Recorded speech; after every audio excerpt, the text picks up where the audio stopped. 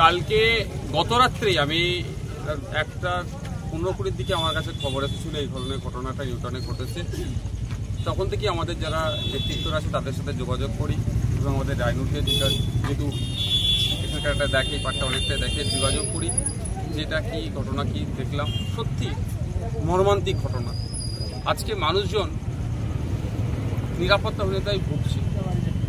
কলকাতা শহরের মতো একটা শহরে যেভাবে এই ধরনের গুলিতে মানুষকে মেরে দিচ্ছে, খুন করছে, এটা কোনোভাবেই মেনে নেওয়া যায় না।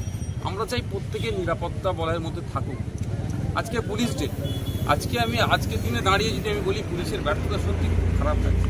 পুলিশে যে পরিমাণ ম্যান পাওয়ার থাকা দরকার সেই পরিমাণ নয়, ফলে নিরাপত্তাতে গাফিলতি হচ্ছে।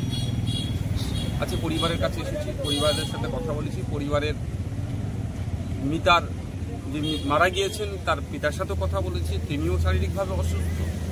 জাস্ট এই পরিবারটা একটা সুন্দরভাবে খুশি হচ্ছে, আর্থিকভাবে আস্তে আস্তে স্বাবলম্বী হচ্ছে।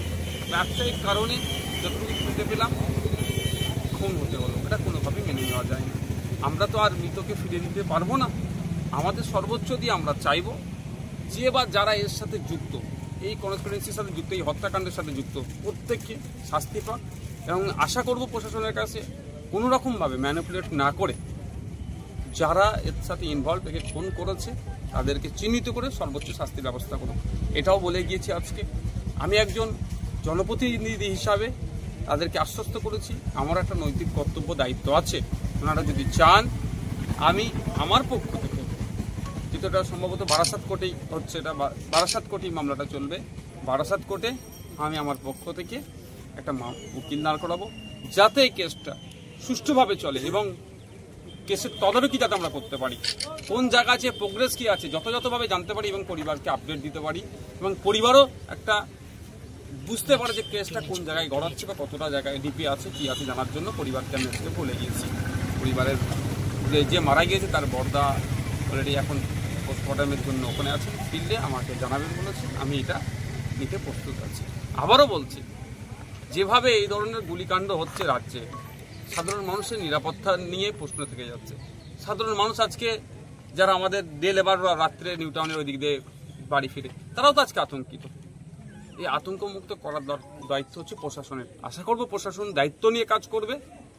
এই খুনির সাথে যারা যুক্ত আছে তাদেরকে দ্রুত চার্জশিট দিয়ে বিচারের ব্যবস্থা করবেন এবং বাকি যারা ডে লেবার থেকে শুরু করে যারা যেখানেই আছে না কেন, যে নাগরিক, প্রত্যেকটা নাগরিকের মনে যে আতঙ্ক ঢুকছে এটা আতঙ্কমুক্ত করবে। সারা রাজ্যে তো এরকম ঘটনা ঘটছে, তো এই ঘটনার উপরে বিচার ব্যবস্থা কেমন এগোবে বলে আপনার মনে হয়? দেখুন, আমি রিপিট করছি, সরকার প্রশাসন যদি চায় দ্রুত বিচার পাবে। আজকে সিরাজ চ্যাটার্জি মানে মৃতের পিতা বাবা, যদি প্রশাসন চায় আর প্রশাসন যদি মনে করে গড়িমসি করব, তাহলে আমাদেরকে কিন্তু এই যে বলে চলে যাচ্ছি, দেখে চলে যাচ্ছি করতে হবে না, তাহলে আমাদেরকে তখন রাস্তায় নামতে হবে। যেহেতু আমি প্রশাসনকে এক্ষেত্রে আমি ধন্যবাদ জানাবো, স্বল্প টাইমের মধ্যে 3 জন সাসপেক্টকে তিনারা চিহ্নিত করেছেন, ধরেছেন, এগুলো খবর পাচ্ছি। যদি এই তড়িঘড়ি হিসাবে প্রশাসন কাজ করে তাহলে আমাদেরকে রাস্তায় নামতে হবে না, আমাদেরকে প্রশাসনের বিরুদ্ধে কোনো মন্তব্য করতে হবে না। আর যদি মনে করি প্রশাসন গাফিলতি করছে, আর 5টা কেসের মতো এটাকে ধামাচাপা দেওয়ার চেষ্টা হচ্ছে, তাহলে আমি একজন বিধায়ক হিসাবে বলছি, ভাঙড়ের মানুষের সুখ-দুঃখের পাশে থাকার দায়িত্ব আমার, কর্তব্য মনে করে ভাঙড়ের মানুষের সাথে যদি অবহেলা হয় আমি চুপ করে বসে থাকতে পারবো না। আমি আমার আইনি লড়াইয়ে যাব, আলাদাভাবে পুলিশি অ্যাকশন নিয়ে আইনি লড়াইয়ে যাব এবং সাথে সাথে আমি আপনার ভাঙড়ের মবকে নিয়ে রাস্তায় নামতে বাধ্য হব।